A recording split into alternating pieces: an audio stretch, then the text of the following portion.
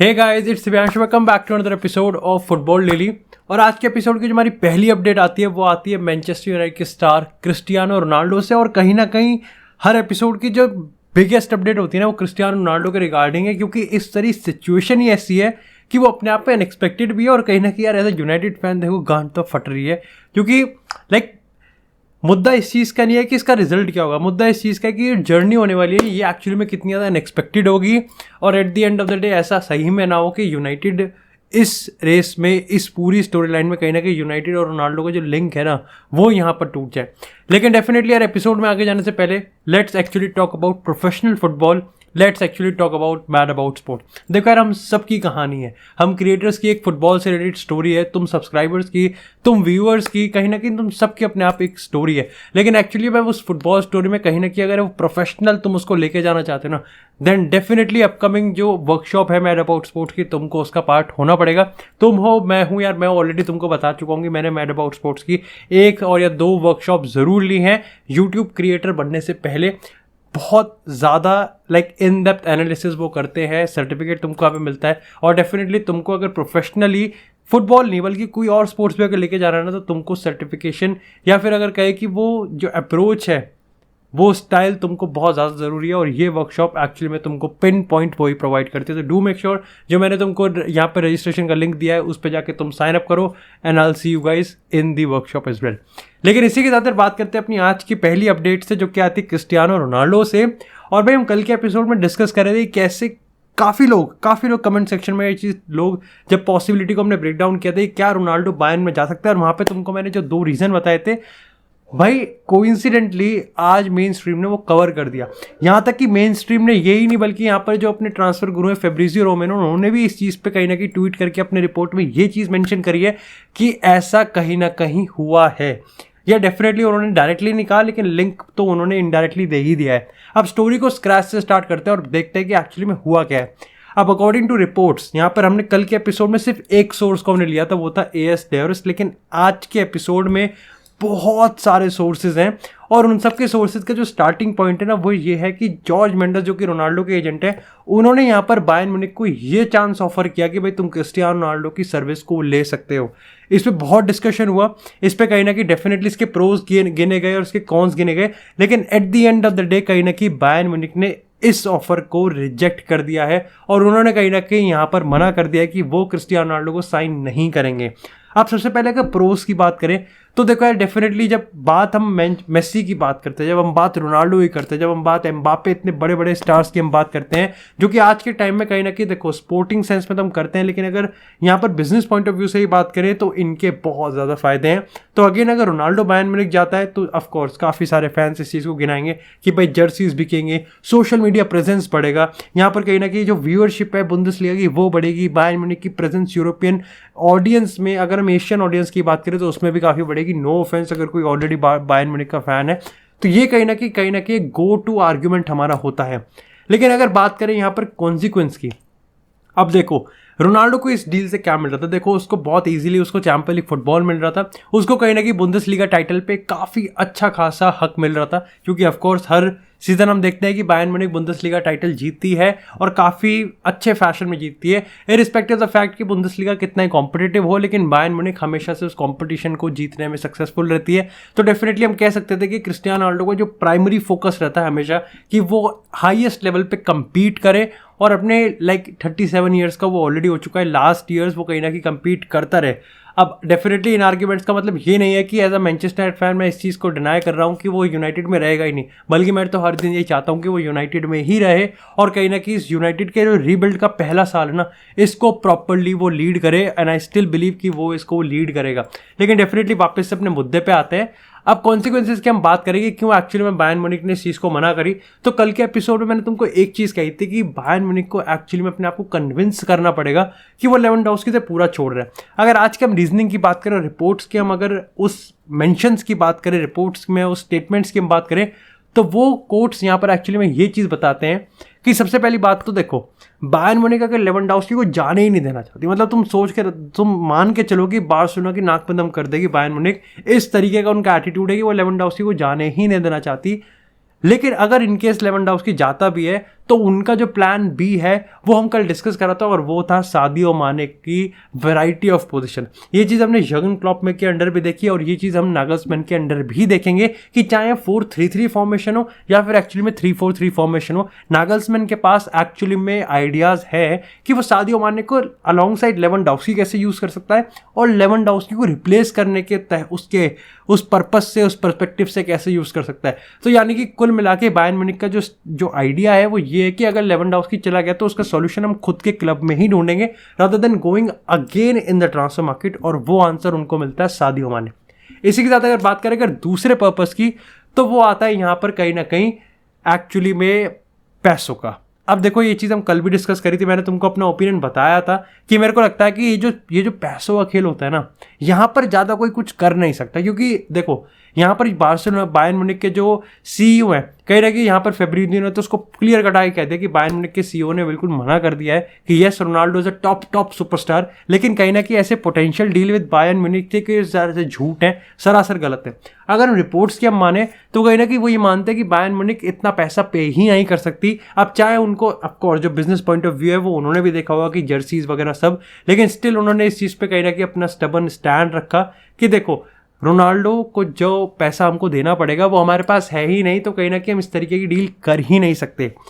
अब बात करते हैं तीसरे की, जो कि काफ़ी कंट्रोवर्शियल पॉइंट लगा मेरे को, और वो आता है डेफिनेटली यहाँ पर a person who puts himself above the club. अब ये कहीं ना कहीं बहुत ज़्यादा कंट्रोवर्शियल है, और काफ़ी बायर्न म्यूनिख के रिपोर्टर्स की हम बात करें या फिर अगर हम बायर्न म्यूनिख प्रो ट्वीटर्स की हम बात करें जो कि कहीं ना कहीं ट्वीट करते हैं, जो कि कंटेंट क्रिएटर्स हैं, उन्होंने इस चीज़ पे कहीं ना कहीं अपना ओपिनियन दिया कि देखो बायर्न म्यूनिख इस डील को कंप्लीट नहीं करी क्योंकि उनको एक ऐसा प्लेयर नहीं चाहिए जो कि अपने आप को क्लब से ऊपर रखता हो, और ऑलरेडी वो एक प्लेयर के साथ स्ट्रगल कर रहे हैं जिसका नाम है लेवेंडोव्स्की। इसके ऊपर ओपिनियन देने से पहले I really want your opinion in the comment section कि क्या तुमको सही में लगता है कि Cristiano Ronaldo is a player जो कि अपने आप को क्लब से ऊपर रखता है। Do let me know in the comment section, और उस पर हम कभी ना कभी बहुत इन डेप्थ बात करेंगे। लेकिन अभी का सीन यहाँ पर सिंपल सा इतना है कि Ronaldo to Bayern is completely off, और ये चीज़ नहीं होने वाली है। जैसे मैंने शुरुआत में कहा कि एक्चुअली में सबसे बड़ा मुद्दा ये नहीं है कि इसका रिजल्ट क्या होगा, सबसे बड़ा मुद्दा ये है कि इस जर्नी में अभी कितने ट्विस्ट एंड टर्न्स आएंगे और कितने अनएक्सपेक्टेड चीज़ें हमको और देखने को मिलने वाली है, क्योंकि धीरे धीरे अब तो ये मानना पड़ेगा कि मामला अब गर्म हो चुका है। लेकिन इसी के साथ यार बात करते हैं एक और बहुत बड़े एक डील के बारे में, जो कि कहीं ना कहीं मेरे को लगता है कि ये रैप्ड अप हो गई है, जो कि अब तक नहीं हुई थी तो अब तो पक्का हो गई, और वो है नेमार को लेके। अब कल कहीं ना कहीं नेमार टू चेल्सी काफ़ी सारे रूमर्स हैं, लेकिन मैं तुमको बता दूं कि यार नेमार के खुद जो एजेंट हैं उन्होंने इस चीज़ को कम्प्लीटली डिमोलिश कर चुका है, और हम फैक्ट्स पे बात करेंगे। सबसे पहले अगर उनके एजेंट के हम स्टेटमेंट्स और कोट्स की बात करें ना, तो उन्होंने यहाँ पे ये चीज़ कहा कि देखो इस पॉइंट ऑफ टाइम पे नेमार के दिमाग में सिर्फ एक ही ऑब्जेक्टिव और एम है, और वो है चैंपियंस लीग जीतना, किसी और के साथ नहीं बल्कि पेरिस सैंट जर्मैन। उसका कॉन्ट्रैक्ट है पीएसजी के साथ और वो कॉन्ट्रैक्ट तोड़ के नहीं जा रहा। ये कहीं ना कहीं उसके एजेंट के कोट्स हैं। अब वो रीजंस जो कि हम ऑलरेडी अपने डेली एपिसोड्स में कवर कर चुके हैं, लेकिन एक छोटा सा फैक्ट मैं तुमको बताना भूल गया था। देखो जब लास्ट ईयर या फिर लास्ट ईयर जब पीएसजी ने नेमार का जो कॉन्ट्रैक्ट है वो रिन्यू करा था ना, तो वहाँ पर एक क्लॉज था। एक क्लॉज ये था कि जब सेट नंबर ऑफ टाइम के बाद, एक सर्टेन पीरियड ऑफ टाइम के पास एक दो ऑप्शन आएंगे नेमार के पास कि वो या तो 1 जुलाई 2027 तक अपना कहीं ना कहीं यहाँ पर अपना कॉन्ट्रैक्ट को रिन्यू कर सके, या फिर कहीं ना कहीं इसी समर एक्चुअली में इस कॉन्ट्रैक्ट को 1 साल और फर्दर रिन्यू कर सके। और नेमार ने पहला ऑप्शन एक्सरसाइज ऑलरेडी कर लिया है, यानी कि उसने अपना जो कॉन्ट्रैक्ट है उसको फर्दर 1 साल के लिए यहाँ पर रिन्यू कर दिया है, जो कि पहले 2025 तक था। अब यहाँ पर उसका जो कॉन्ट्रैक्ट है वो 2026 तक एक्टिवेटेड हो चुका है। यहाँ पर इसका मतलब ये है कि जो आपको पैसा देना पड़ेगा वो तो हालांकि जो 50 से 60 मिलियन के आसपास ही पीएसजी मांग रही है, लेकिन इस पॉइंट ऑफ टाइम पे शायद से चेल्सी, जहाँ पे बताया जा रहा है कि चेल्सी इस पॉइंट लाइक ड्राइविंग सीट पे, अगर स्पोर्ट्स बाइबल की हम बात करें या फिर हम बात करें ESPN की हम बात करें या फिर काफ़ी डेली मिरर वगैरह का हम रिपोर्ट्स की हम बात करें, तो वो यही मान के चलती है कि चेल्सी ड्राइविंग सीट पे है कि वो यहाँ पर नेमार को साइन कर सकती है। लेकिन एक्चुअली में ऐसा है नहीं। अगर पर्टिकुलरली चेल्सी की हम बात करें तो थॉमस टुकल एक्चुअली में ऑलरेडी यहाँ पर रहीम स्टर्लिंग और रफीनिया जैसी डील को ज़्यादा प्रायोरिटाइज कर चुके हैं। और जब बात यहाँ पर खुद नेमार के एजेंट ने कह ही दिया कि उसका कोई मतलब ही नहीं है, तो अब तुम मान के चल सकते हो कि नेमार वाली जो डील है वो ऑलरेडी अब पूरी तरह की रैप्ड अप हो चुकी है। इसी के साथ बात करें अगर एक और डील की जो कि आती है यहाँ पर चेल्सी से, तो वो आती है डिलीट टू चेल्सी को लेके। ये कहीं ना कहीं भाई बिल्कुल ताज़ा ताज़ा गर्मा गर्म है, आउट ऑफ नोवेयर आई है। देखो मेरे को पता तो था कि डिलीट को लेके काफ़ी ज़्यादा लिंक्स है, लेकिन इतना प्रॉपर लिंक नहीं था कि उस पर हम एक्चुअली में डिस्कस कर सकें। लेकिन अब कहीं ना कहीं हमारे सामने यहाँ पर स्टोरी अब सामने आई है। अब सबसे पहले तो होता यहाँ पर ये है कि देखो ये तो हम सबको पता है कि डिलीट को अपना जो रिलीज क्लॉज है ना वो कम करवाना है, और उसको कम करवाने के लिए यहाँ पर जुवेंटस के साथ अभी हाल ही में जब ये मीटिंग हुई थी ना, तो मामला ना वहाँ पर बहुत उल्टा हो गया। अब यहाँ पर डिलीट एक तरफ से अपना काउंटर करते हैं, और यूवेंटस का जो काउंटर था वो बिल्कुल ही तिलमिला देता है डिलीट को। होता यहाँ पर ये है कि डिलीट यूवेंटस से कहता है कि देखो सिंपल सी बात है, मेरा जो 120 मिलियन का रिलीज क्लॉज है ना तुम उसको 70 मिलियन का कर दो, और यहाँ पर हम बिल्कुल शांत हो जाएंगे और कॉन्ट्रैक्ट में रिन्यू कर लेता हूँ। अब यहाँ पर यूवेंटस ये मान तो लेता है एक तरीके से, लेकिन वो ये कहता है कि देखो एक्चुअली में 70-80 नहीं, वो थोड़ा सा यहाँ पर थोड़ा सा नेगोशिएट करने की कोशिश करता है, और एक्चुअली में जो काउंटर करता है ना वो कहता है कि ठीक है हम इस पर बात कर लेते हैं। ऐसा नहीं है कि इसको कंप्लीटली रूट आउट करते हैं, लेकिन एक शर्त पे, तुम्हारी जो सैलरी है ना हम उसको कम कर देते हैं। और यहाँ पर ही बिल्कुल मामला गड़बड़ा जाता है और मामला बिल्कुल डेमोलिश हो जाता है। और इसी पॉइंट ऑफ टाइम पे सिर्फ जहाँ पहले एक इटालियन मीडिया इस चीज़ को रिपोर्ट कर रहा था, अब पूरी की पूरी इंटायर इटालियन मीडिया इस चीज़ को कवर कर चुका है कि डिलीट ने ट्रांसफ़र रिक्वेस्ट हैंड इन कर दी है। ये एक बहुत बड़ी अपॉर्चुनिटी है चेल्सी के पास कि वो एक सुपरस्टार साइनिंग, जबकि उनके पास पता है कि 150 से 200 मिलियन का जो फंड है वो अवेलेबल है, यहाँ पर वो एक बहुत बड़ी साइनिंग कर सकते हैं डिलीट पे वो पैसा खर्च करके। वैसे डू लेट मी नो कि अगर आपको डिलीट का ऑप्शन दिया जाए या फिर जोस कोंडे का ऑप्शन दिया जाए, क्योंकि दोनों ही 60 से 70 मिलियन के हैं, तो आप एक्चुअली में किसको पिक करोगे? My answer will be actually Matthijs de Ligt, क्योंकि मेरे लिए वो लीडर है। डेफिनेटली मैं उसको यूवेंटस के उस जर्नी के पर्पस पे मैं होलली उसको जज नहीं कर सकता, क्योंकि बहुत कम अपॉर्चुनिटीज़ मिली है। लेकिन ये फैक्ट भी है कि जब भी अपॉर्चुनिटीज़ मिली हैं उसने इस चीज़ को सीज़ किया है। लेकिन इसी के साथ यार बात करते हैं अपनी दो और अपडेट्स की। सबसे पहले बात करते हैं गैब्रियल हेजूस पे।